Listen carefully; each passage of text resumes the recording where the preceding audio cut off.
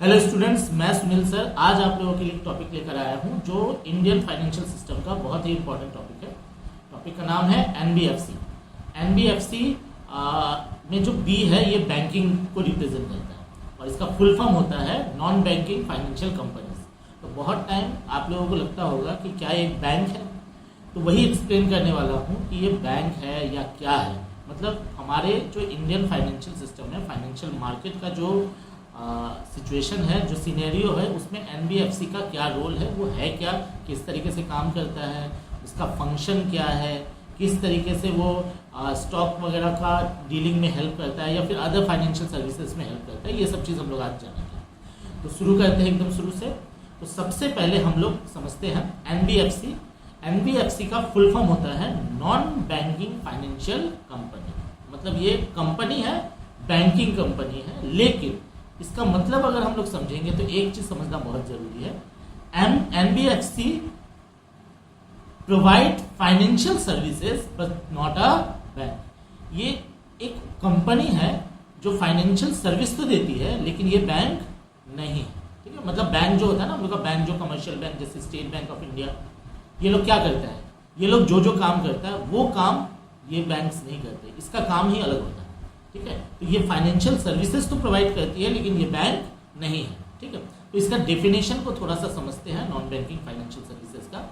क्या लिखा हुआ है, a non banking financial company is a company registered under the companies act 1956। ये वो एक कंपनी है जो कहाँ रजिस्टर्ड होता है। हम लोग जानते हैं कि सारे कंपनीज वगैरह 1956 एक्ट में, कंपनीज एक्ट 1956 एक्ट में रजिस्टर्ड होते हैं, वैसे ये कंपनी भी 1956 में रजिस्टर्ड होती है। Engage in the business of loans and advances, जो क्या काम करता है, लोन्स एंड एडवांसेस देने का काम करता है। Acquisition of shares, bonds, debentures, securities issued by government और लोकल अथॉरिटी, जो कि खरीदने का काम करता है, एक्विजिशन करने का काम करता है। क्या, शेयर्स हुआ, बॉन्ड्स हुआ या फिर डिफरेंट टाइप के जो सिक्योरिटीज है, इसको खरीदने का काम करता है। किससे, गवर्नमेंट से या फिर लोकल अथॉरिटी से। और other marketable securities of like nature, leasing, hire purchasing, insurance business और चिट बिजनेस। मतलब नॉन बैंकिंग फाइनेंशियल इंस्टीट्यूशन या नॉन बैंकिंग फाइनेंशियल कंपनी वो कंपनी है जो बैंक की तरह काम नहीं करता है, डिफरेंट टाइप का फाइनेंशियल सर्विसेज प्रोवाइड करता है। और ये फाइनेंशियल सर्विसेज क्या है, ये डिफरेंट टाइप का सिक्योरिटीज, शेयर्स, आपका बॉन्ड्स, डिवेंचर, ये सब परचेज करने का काम करता है। साथ ही साथ लीजिंग, लीजिंग, इंश्योरेंस बिजनेस या फिर हायर परचेस या फिर चिट फंड में हेल्प करता है। किसको, डिफरेंट पीपल्स को, डिफरेंट इंस्टीट्यूशंस को। तो ये फाइनेंशियल सर्विसेज प्रोवाइड करता है लेकिन बैंक की तरह ये वर्क नहीं करता है। तो अगर आपसे कभी ये पूछा जाए कि नॉन बैंकिंग फाइनेंशियल कंपनी क्या है, तो याद रखिएगा ये फाइनेंशियल सर्विस प्रोवाइड करता है लेकिन बैंक नहीं है।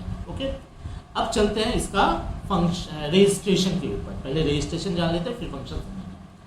एनबीएफसी का रजिस्ट्रेशन का जब बात आता है तो इसका रजिस्ट्रेशन करना बहुत जरूरी है। चूंकि ये कंपनी है तो इसका registration section 3 of the companies act 1956 के अंदर होता है। मतलब कंपनीज एक्ट 1956 का सेक्शन 3 में जो रूल्स एंड रेगुलेशन प्रोविजंस वगैरह बताए हुए हैं उसके अकॉर्डिंग इसका रजिस्ट्रेशन होता है।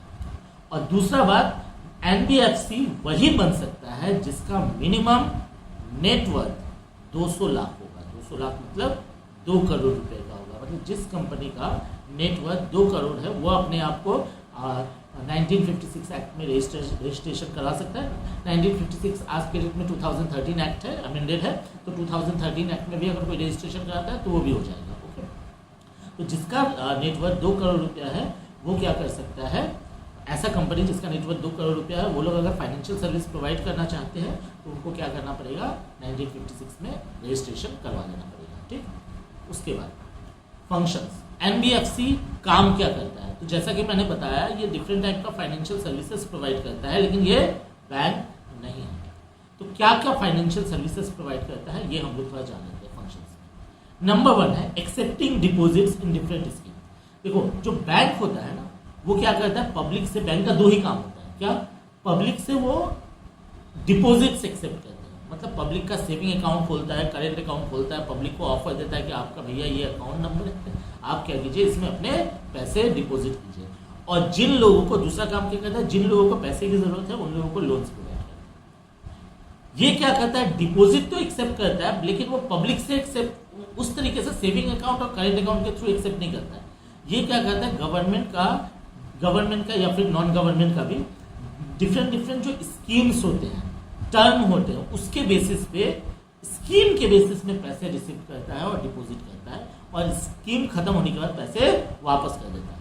और दूसरा जो काम है ये एक्सेप्टिंग डिपॉजिट तो करता ही है स्कीम के थ्रू। दूसरा काम क्या है, ये लोन्स एंड एडवांसेस प्रोवाइड करता है। किसको लोन्स एंड एडवांसेस प्रोवाइड करता है, डिफरेंट पब्लिक्स को, या फिर कोई सेक्टर हो गया, किसी बिजनेसमैन को चाहिए या फिर किसी बिजनेस ऑर्गेनाइजेशन को चाहिए, उनको लोन्स की जरूरत है, उस जरूरतों को ये पूरा करता है। ठीक है।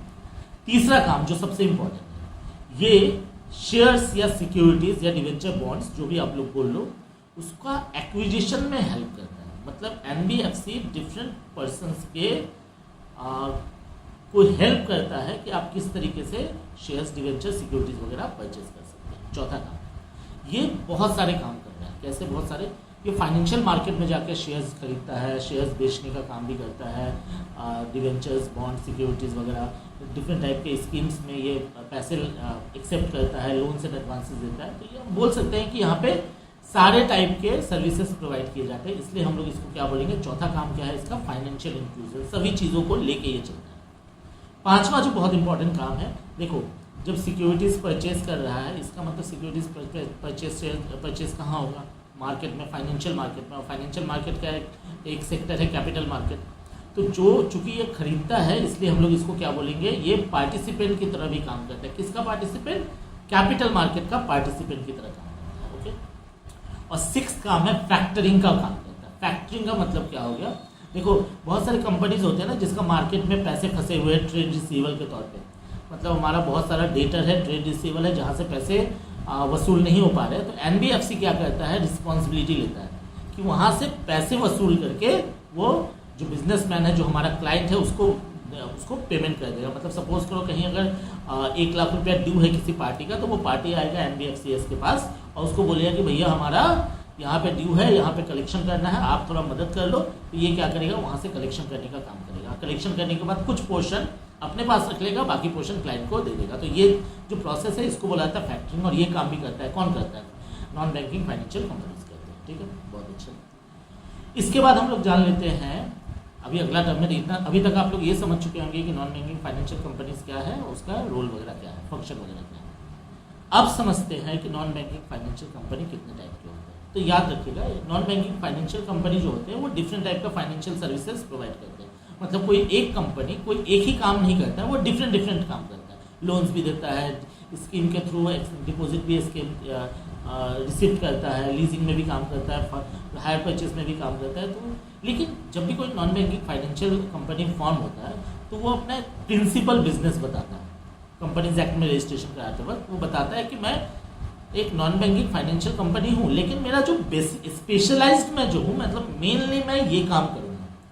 ठीक है, तो उस काम के अकॉर्डिंग टाइप्स डिसाइड होता है। जैसे पहला हो गया loan company. Non banking financial company जिसका प्रिंसिपल बेसिस लोन प्रोवाइड करना है, उनको बोलेंगे लोन कंपनी। ये दूसरे काम भी करते होंगे, लेकिन मेनली ये क्या काम करते हैं, लोन का काम। Number 2 investment company.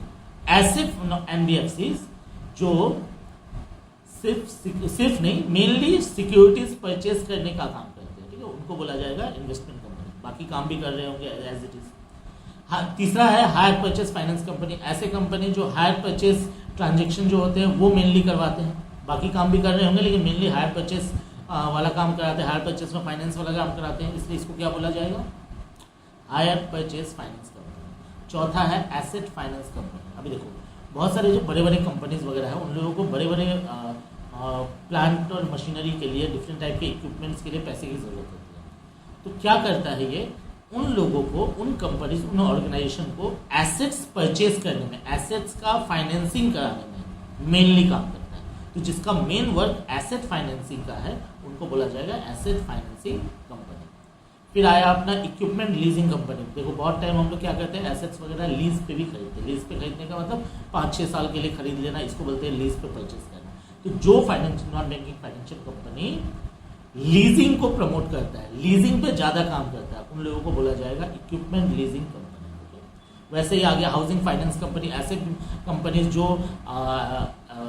हाउसेस को कंस्ट्रक्ट कराना, हाउस बिल्डिंग को कंस्ट्रक्ट कराने में हेल्प करता है, या फिर हाउस बिल्डिंग को परचेज कराने में हेल्प करता है। बहुत टाइम ये लैंड परचेज में भी हेल्प करता है।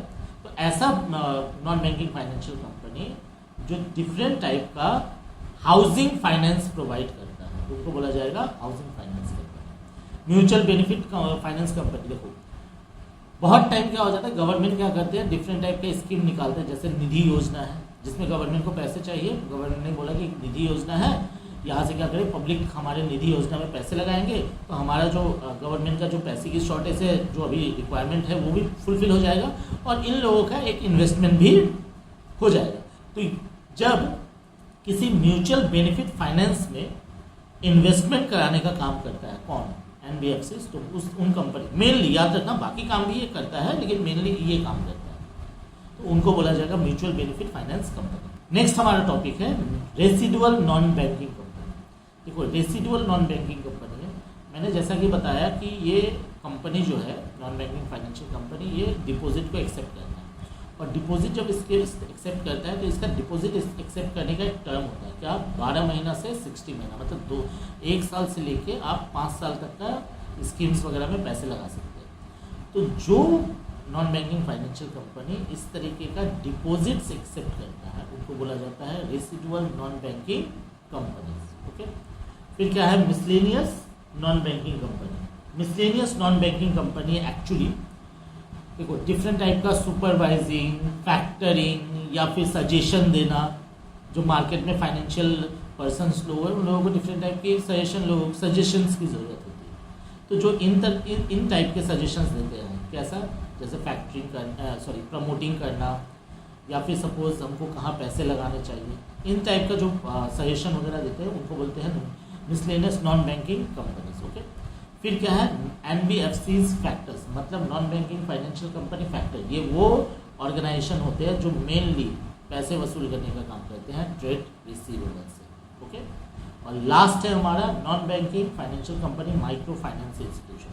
गवर्नमेंट हमेशा स्मॉल स्केल वाले जो बिजनेसमैन है या फिर स्मॉल स्केल वाले जो सेल्फ एम्प्लॉयड पर्सन है, उन लोगों के डेवलपमेंट के बारे में हमेशा सोचता है।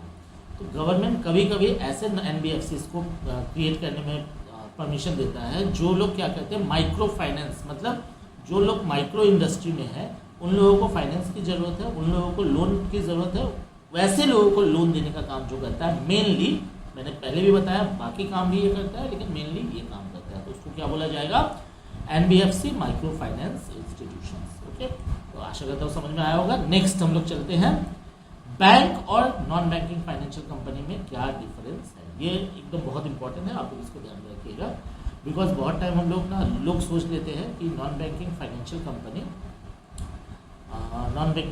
कंपनी और अपना बैंक दोनों सेम है, लेकिन असल में दोनों सेम नहीं है, छोटे छोटे डिफरेंस है, ध्यान रखना है।